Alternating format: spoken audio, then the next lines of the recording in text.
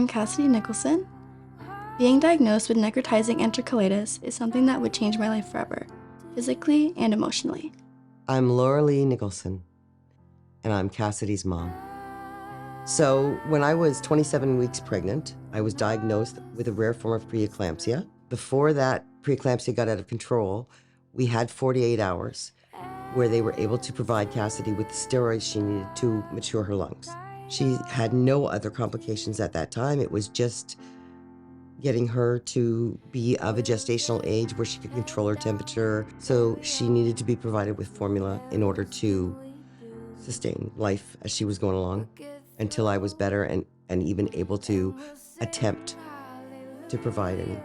So the hospital supplemented her with formula. They continued to do that. They didn't talk to me about what kind. They didn't talk to me about the options. They didn't talk to me about anything. At that point, it just was what it was. In terms of the type of formula she was given, at this point, I'm only assuming that it would be a cow-based formula because that was typical of the time. You would only have gone to a different type if there was any sort of reaction to it, as far as I'm aware. I was diagnosed with necrotizing enterocolitis, and because of that, I had to have surgeries a lot when I was growing up, and I have a scar that's right here, you can see, where they cut out part of my small intestine.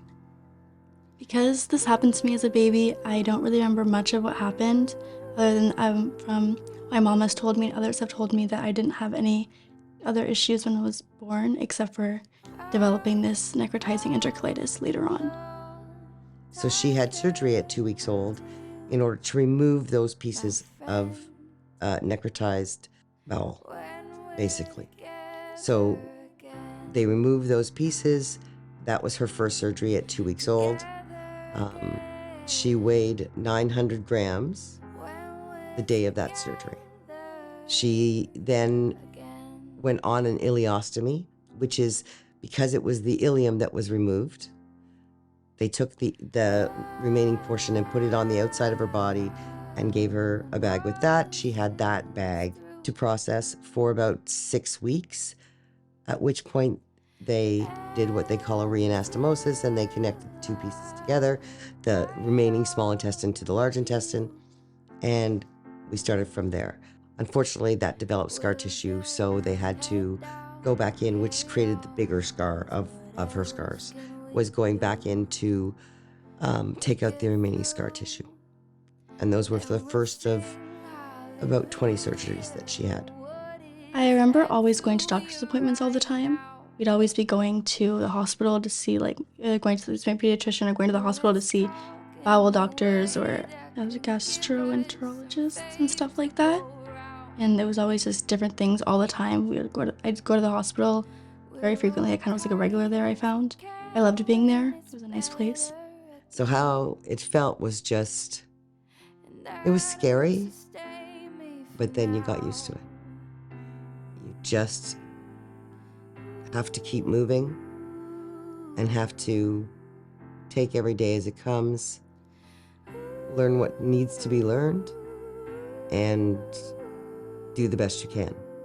I definitely, when I was younger, I think I felt like I was a little bit behind everybody else a lot, doing milestones and all these kind of things. Because I started school a year late because of this issue, because I was really sick when I was younger, so that made me start school later, and I was like a year older than my whole class growing up and stuff like that.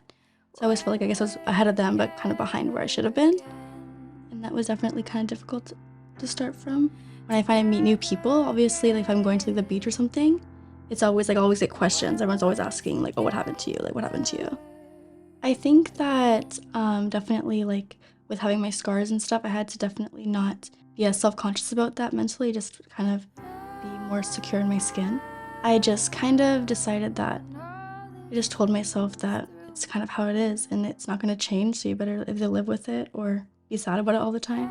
I don't like being sad, so I've been very fortunate that I personally have not had many long-term health conditions after. For all those families out there whose children have been diagnosed with necrotizing enterocolitis, I want them to know that there's hope.